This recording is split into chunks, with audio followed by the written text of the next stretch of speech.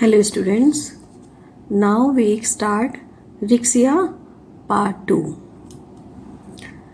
Reproduction in Riccia में reproduction कैसे होता है, इससे पहले जो रिक्सिया पार्ट 1 में वीडियो बनाया था उसमें हमने क्या एक्सप्लेन किया था, रिक्सिया की morphology and anatomy of the Riccia. Now part 2 में हम इसके रिप्रोडक्शन के बारे में थोड़ा सा डिस्कस करेंगे। रिप्रोडक्शन 2 मोड से होता है इसमें, जैसे और प्लांट्स में होता है, vegetative and sexual. Vegetative reproduction की अगर हम बात करें तो वेजिटेटिव रिप्रोडक्शन के डिफरेंट मेथड्स हैं। इसमें फर्स्ट है by progressive death and decay of the thallus. इसको हम एक और नाम दे सकते हैं फ्रेगमेंटेशन या बाय फ्रेगमेंटेशन। तो by progressive death and decay of the thallus का मीनिंग क्या है? सपोज ये कोई थैलस है, इसके ये 2 लोब हैं, ए लोब एंड बी लोब। मैंने जो है इनको नाम दे दिया ए और बी का।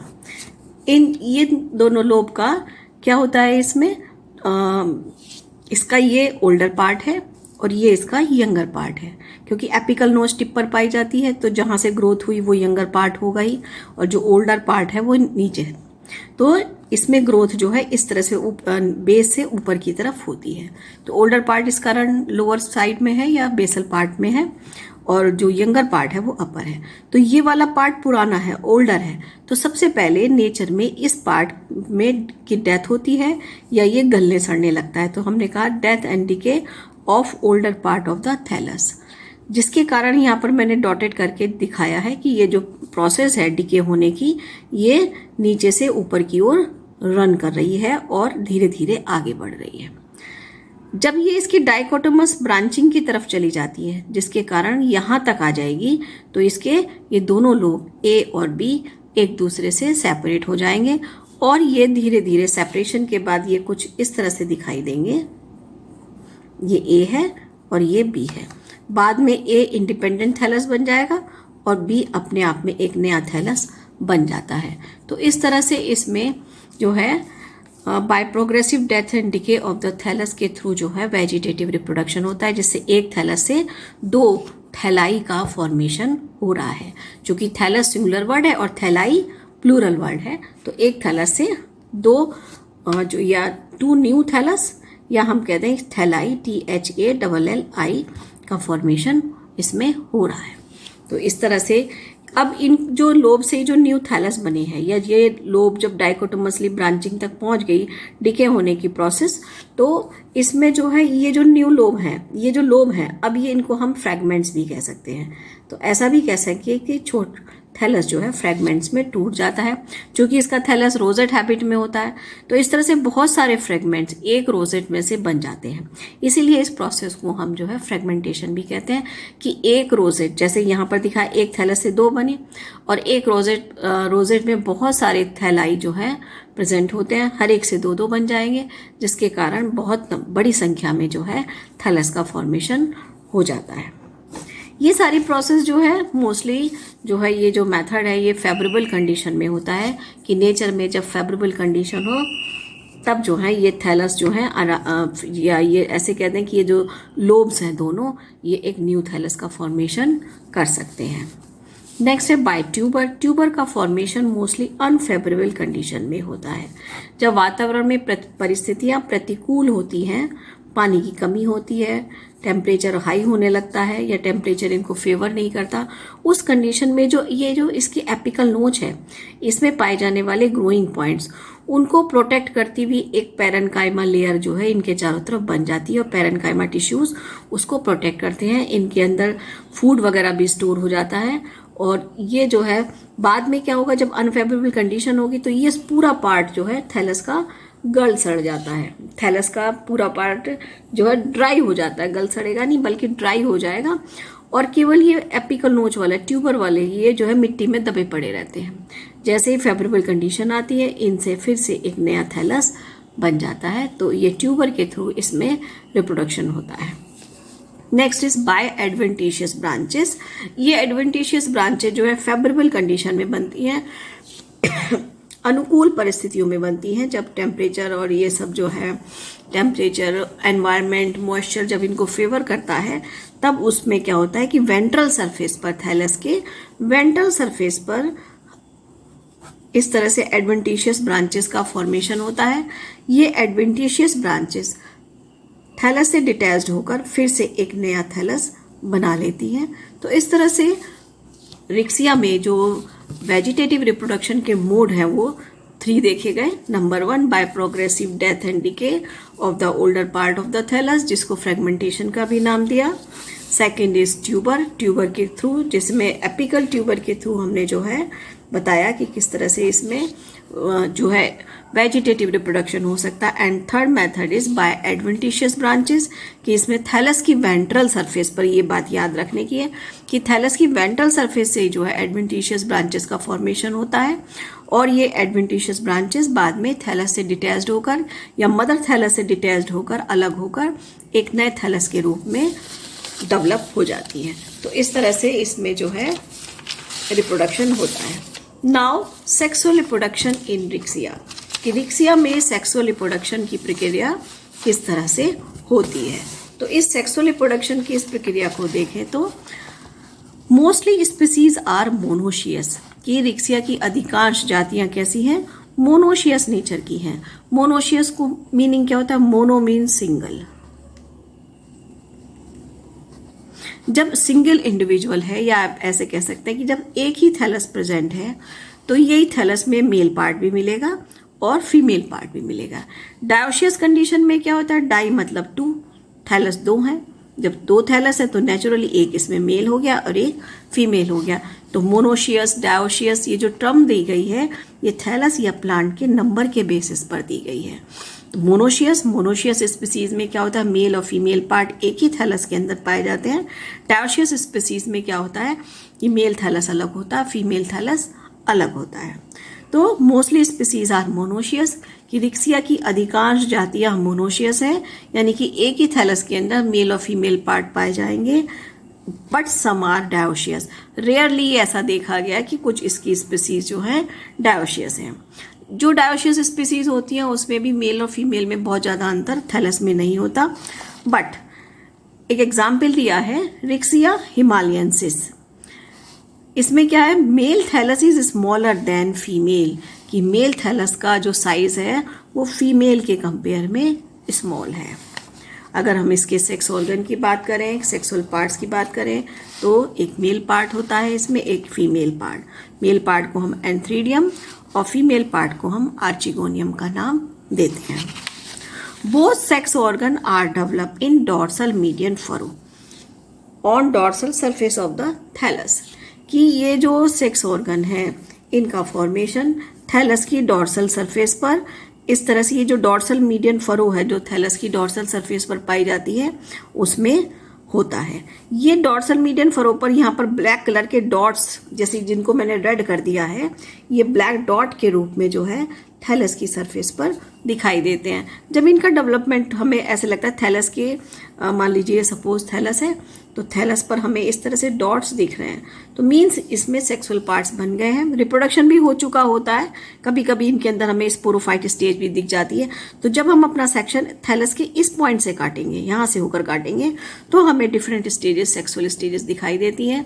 हमें हो सकता है मेल पार्ट दिख जाए, हमें फीमेल पार्ट दिख जाए, या हमें स्पोरोफाइट भी दिख सकता है। बस प्रेजेंस आउटर साइड से इस तरह से डॉट्स के रूप में ही होती है, और हम बाकी सेक्शन काट के ही पता लगा सकते हैं कि अंदर हमें कौन सी स्टेज दिख रही है। Sex organs not form on special branch in Riccia, जैसे एक और प्लांट है मार्केंशिया। मार्केंशिया में क्या होता है कि इसमें सेक्स ऑर्गन एक स्पेशल ब्रांच पर बनते हैं, जिसको हम एंथ्रीडियोफोर, आर्चिगोनियोफोर कहते हैं। लेकिन यहाँ पर ऐसा नहीं है, तो यहाँ पर सेक्स ऑर्गन जो है थैलस के अंदर ही बन रहे हैं, कोई स्पेशल ब्रांच पर नहीं बन रहे हैं। एक और करेक्टर है, सेक्स ऑर्गन्स आर स्कैटर्ड, कि सेक्स ऑर्गन रेंडमली बिखरे हुए हैं, किसमें, डॉर्सल मीडियन फरो में, और एक्रोपिटल मैनर में अरेंज हैं। लेकिन इनका अरेंजमेंट जो है एक्रोपिटल मैनर में है। एक्रोपिटल मैनर का मतलब ओल्डर जो है सेक्सुअल पार्ट जो बना, आर्चिगोनिया एंथ्रीडिया बना, वो बेस पर होगा, और यंगर पार्ट जो है टिप पर मिलेगा। इस तरह का अरेंजमेंट जो है एक्रोपिटल अरेंजमेंट कहलाता है। अरेंजमेंट जो है अलग अलग तरीके से, अगर अरेंजमेंट लीनियर है, एक लाइन में हुआ है, तो ये अरेंजमेंट दो तरह से हो सकता है, एक्रोपिटल अरेंजमेंट और basipetal arrangement. Basipetal condition, acropetal arrangement में क्या होगा कि ओल्डर पार्ट बेस पर होगा और यंगर पार्ट टिप पर होगा। ठीक है, तो इस तरह से दो तरह का अरेंजमेंट हमें मिलता है। Sex organ exogenous in origin है। अब हम बात करते हैं मेल ऑर्गन, जिसको हम कहेंगे एंथ्रीडियम। मेल पार्ट को हम एंथ्रीडियम कहते हैं, बहुत सारे हैं तो एंथ्रीडिया, और सिंगुलर है तो एंथ्रीडियम वर्ड हम यूज़ करते हैं। कैसा है, ध्यान रखने की बात है, mostly is a pear shape. तो pear shape antheridium is the characteristic of Riccia.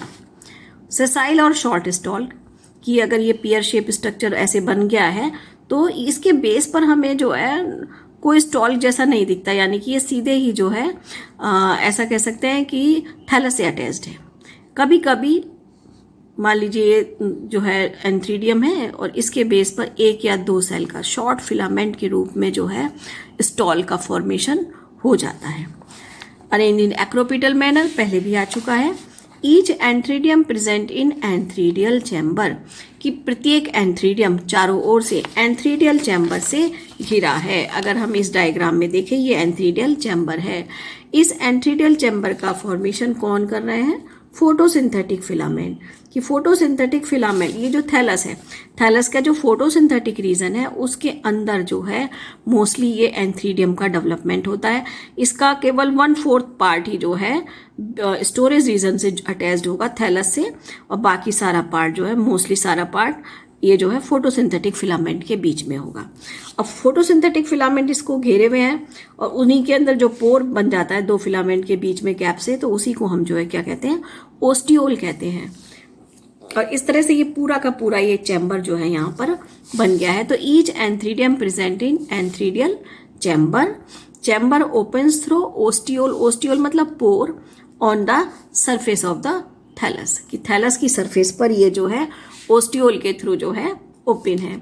Each antheridium has many androcyte mother cell, कि अगर हम एंथ्रीडियम के अंदर देखें तो यहाँ पर मास ऑफ सेल्स मिलती हैं, जिनको हम एंड्रोसाइट मदर सेल्स कहते हैं। ये रेक्टेंगुलर हैं और बहुत रेक्टेंगुलर नहीं बल्कि क्यूब की तरह हैं और बहुत सारी हैं। तो इस तरह की सेल्स जो है इसमें पाई जाती हैं। Each antheridium has many androcyte mother cell surrounded by sterile jacket. ये जो है जैकेट लेयर है जो पूरी एंथ्रीडिया को घेरे हुए है चारों तरफ से। तो हर एंथ्रीडियम के चारों तरफ ये स्टेराइल जैकेट जो है पाई जा रही है। और अंदर क्या है, मास ऑफ एंड्रोसाइट। ये मास ऑफ एंड्रोसाइट कैसे बना, कैसे इसका डेवलपमेंट हुआ, अगर हम देखें तो शुरू में जो है हमें कौन सी सेल्स इसके अंदर बनेंगी, एंड्रोगोनियल सेल्स बनती हैं, जो मास के रूप में होती हैं। वो बार बार डिवाइड होके क्या बनाएंगी, एंड्रोसाइट मदर सेल। हर एंड्रोसाइट मदर सेल में कौन सा डिवीजन होगा, डायागोनल डिवीजन होता है। ये याद रखने का है कि कौन सा डिवीजन हो रहा है, डायागोनल डिवीजन, जिसे विकर्ण विभाजन हिंदी में कहते हैं। यानी कि एक सेल इस तरह से, ये एक सेल है और ये एक सेल बीच में से इस तरह से दो में डिवाइड हो गई, तो दो ट्राइंगुलर सेल्स बनी। इन सेल्स को हम क्या कहेंगे, एंड्रोसाइट। ये वाली सेल क्या कहलाएगी, एंड्रोसाइट। अब इसके अंदर जो है मेटामॉर्फोसिस होगा, यानी कि इसका कायांतरण हो जाएगा और क्या बन जाएगा, एंथ्रोजॉइड या मेल गैमीट का फॉर्मेशन हो जाता है। ये मेल गैमीट किस तरह की सेल से बना है, इस तरह की सेल से बना है। दोनों सेल में इतना ज़्यादा डिफरेंस है कि देखने पर लग नहीं रहा कि ये स्ट्रक्चर इससे डेवलप हुआ होगा। ये तो एक सिंपल सेल है जिसमें ब्लिफेरोप्लास्ट दिख रहा है, न्यूक्लियस दिख रहा है और हमें दिख रहा है साइटोप्लाज्म, साइटोप्लाज्म, न्यूक्लियस एंड ब्लिफेरोप्लास्ट। लेकिन बाद में इसमें फ्लैजिला भी डेवलप हो गए, ब्लिफेरोप्लास्ट से जो है फ्लैजिला डेवलप हो जाते हैं। ये इसका न्यूक्लियस है और ये जो है कर्व्ड हो जाता है, मुड़ जाता है। तो ये इन दोनों स्ट्रक्चर में बहुत ज़्यादा डिफरेंस है। तो हम इस जगह पर टर्म देते हैं मेटामॉर्फोसिस, यानी कि कायांतरण, जिसके थ्रू ये एंड्रोसाइट जो है किस में बदल जाएगा, एंथ्रोजॉइड या मेल गैमीट में बदल जाता है।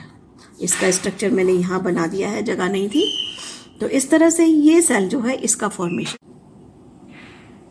Now female part archegonium develop on dorsal surface on median dorsal furrow. Antheridium की तरह ये भी जो है डॉर्सल मीडियन सरफेस पर डॉर्सल मीडियन फरो में बनेंगे। शेप कैसी है, फ्लैश शेप दिख रही है, ये फ्लैश शेप है जो 2 हिस्सों में बटी है। कौन कौन से, बॉडी इसकी नेक और वेंटर। नेक ये वाला पार्ट इसका नेक कहलाता है और बेसल वाला पार्ट इसका वेंटर कहलाएगा। तो अपर ट्यूबुलर पार्ट जो ट्यूब की तरह दिखाई दे रहा है इस तरह से, तो ये जो ट्यूबुलर पार्ट है ये तो कहलाएगा अपर है, ट्यूबुलर पार्ट है, इसको हम नेक कहते हैं। और लोअर सरफेस पर जो है वेंटर दिखाई दे रहा है जो बेसल है और स्वेलन यानी कि फूला हुआ पार्ट है। नेक्स्ट इस स्ट्रक्चर को देखें, इसका अगर हम डिस्क्रिप्शन दें तो क्या है, ये ससाइल है, ये भी डायरेक्ट जो है थैलस से अटैच्ड है, बिना कोई स्टॉल्क वगैरह इसके बेस पर नहीं है। तो ये भी जो है डायरेक्टली थैलस से अटैच्ड ही हमें दिखाई दे रही है। तो इसको भी हम क्या कहेंगे, ससाइल है, directly attach to the thallus. Next neck, इसकी नेक कैसी है, नेक ट्यूबुलर पार्ट है, इरेक्ट होती है, नेक बिल्कुल सीधे है और देखो बाहर ऊपर की तरफ निकली है। कैन, और इसके अंदर ये जो ट्यूबुलर है तो ट्यूब खोखली होती है, तो इसको हम क्या कह सकते हैं, कैनाल कह सकते हैं। तो कैनाल लाइक स्ट्रक्चर है और 3 to 4 neck canal cell present. ये जो कैनाल बनी है इस कैनाल के अंदर 3 से 4 नेक कैनाल सेल्स पाई जाएंगी। नेक सेल्स सराउंडेड नेक, इसकी जो नेक है पूरी जिसको हम नेक कह रहे हैं ये नेक सेल से बनी है, यानी कि इस तरह की लेयर से बनी है जिसको हम नेक सेल्स कहते हैं।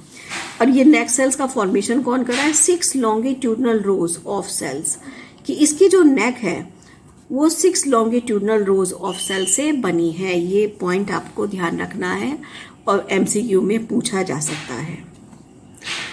4 कैप और लिड सेल, इसके टिप पर जो है क्या मिलते हैं, हमें लिड मिलती हैं या कैप सेल्स पाई जाती हैं। देखो यहाँ पर दिखाया है इसके स्ट्रक्चर में, ये 4 कैप या लिड सेल जो है इसके टिप पर प्रेजेंट हैं, जिनको हम लिड या कैप सेल्स कह सकते हैं। केवल डायग्राम में 2 दिख रही हैं, 2 और होंगी क्योंकि ये आर्चिगोनिया का वर्टिकल सेक्शन है, एक तरह का लॉन्गिट्यूडनल सेक्शन है, तो जिस कारण हमें केवल टिप पर 2 सेल्स दिखाई दे रही हैं। और यहाँ पर हमें ये चारों तरफ स्टेराइल जैकेट दिखाई दे रही है एक, जिसको हम कहेंगे ये जो है पूरी स्टेराइल जैकेट। नेक जिसको घेरे है वो नेक सेल से बनी है, नेक है वो, और जो वेंटर को घेरे हुए है वो वेंटर वॉल कहलाएगी।